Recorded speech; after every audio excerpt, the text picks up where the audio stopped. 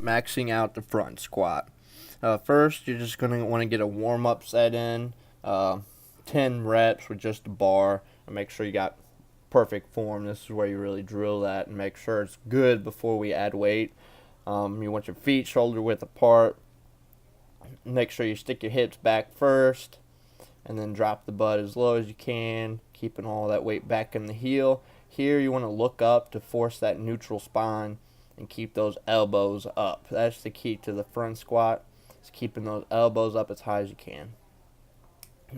So get a warm-up set of 10, and then on the next set you're going to add some weight that you know you can do for 5 reps.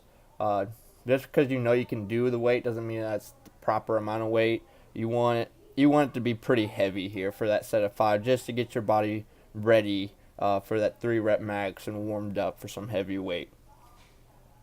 So here's going to be my set of 5 with a good amount of weight on there. Here we're still focusing on perfect form.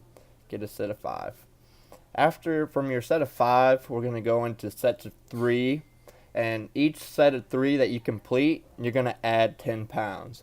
If you complete that set of 3, adding 10 pounds, keep that up until you feel like 10 pounds may be too much to increase by, and then increase by 5 until we get to a point where your form starts to fall apart and you're having bad form.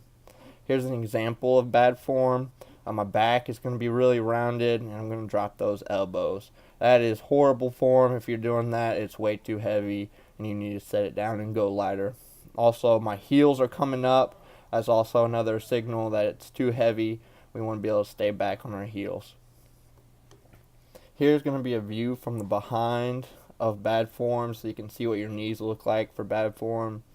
When you're doing the squat, you don't want any lateral movement here. My knees are bowing in. That's horrible. It's making my feet round. I'm not really standing on my heels. That's in the squat. You want all your weight back in your heels, and you want those knees to track in a straight line. Next is going to be also toes. You want your feet parallel, pointing straight ahead. You don't want your toes pointed out or in.